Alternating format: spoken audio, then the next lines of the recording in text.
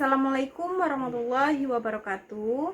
Perkenalkan, nama saya Mas Ayu Fitriasari dari kelas S1 Perbankan Syariah dengan NIM 1920603115.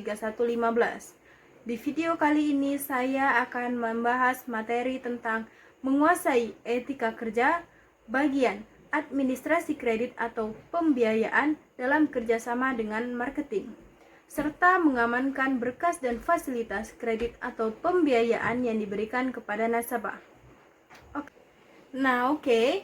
Jadi materi yang pertama yang akan saya bahas adalah pengertian dan apa yang harus dilakukan bagian administrasi kredit atau pembiayaan. Sebelum kita mengetahuinya, kita harus mengetahui pengertian masing-masing kredit atau pembiayaan.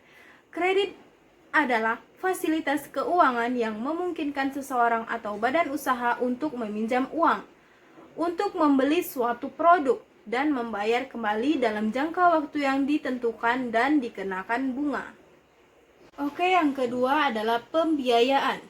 Pembiayaan adalah dukungan, pendamping mekanisme umumnya yang melibatkan tiga pihak. Yang pertama, pemberi pendanaan, yang kedua pihak penyedia, dan yang ketiga adalah pihak pemanfaat barang, aset, atau jasa tertentu.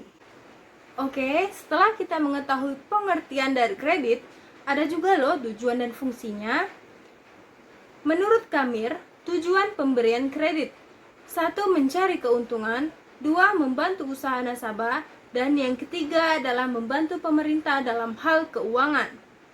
Selanjutnya, fungsi kredit menurut Ismail: 1. Meningkatkan tukar-menukar barang atau jasa, kedua, memanfaatkan idle fund, yang ketiga adalah mendapatkan pembayaran yang baru, keempat adalah pengendalian harga, dan yang terakhir adalah mengaktifkan dan meningkatkan manfaat ekonomi yang ada. Selanjutnya adalah tugas administrasi kredit atau pembiayaan. Terdapat 5. Yang pertama adalah data atau informasi bagi manajemen. Kedua adalah alat komunikasi antara debitur dengan pihak bank. Ketiga, sebagai instrumen penawaran kredit. Keempat, sebagai alat bukti bila terjadi sengketa yang berlaku. Kelima adalah sebagai data untuk laporan yang ada. Baik, selanjutnya adalah fungsi administrasi kredit atau pembiayaan. Terdapat 5. Pertama adalah mempersiapkan proses pencarian pembiayaan. Kedua, mempersiapkan proses pelepasan jaminan. Ketiga, melakukan penutupan asuransi. Keempat adalah melayani permintaan checking. Kelima adalah membuat surat perpanjang STNK dengan BPKB yang dijaminkan, yang tidak boleh dilakukan oleh bagian administrasi pembiayaan atau kredit. Pertama adalah data penjualan. Jangan memalsukan data yang akan dimasukkan dan data yang akan dikeluarkan. Kedua adalah laporan. Laporan harus dibuat dengan jelas. Tidak boleh mengada-ngada atau memanipulasi data yang ada. Ketiga adalah administrasi serta pengarsipan. Harus merekap ATK serta kebutuhan lainnya dengan jelas, yang dari sumber yang jelas.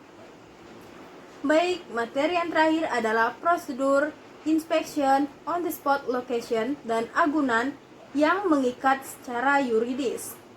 Baik, ada baiknya kita mengerti dan paham apa itu agunan.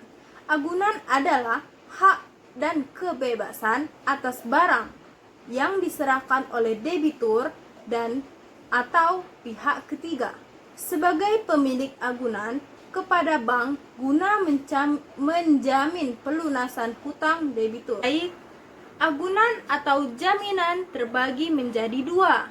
Yang pertama adalah jaminan perorangan, yang kedua adalah jaminan kebendaan. Jaminan kebendaan ini terdapat 2. Ada yang berwujud dan ada yang tidak berwujud.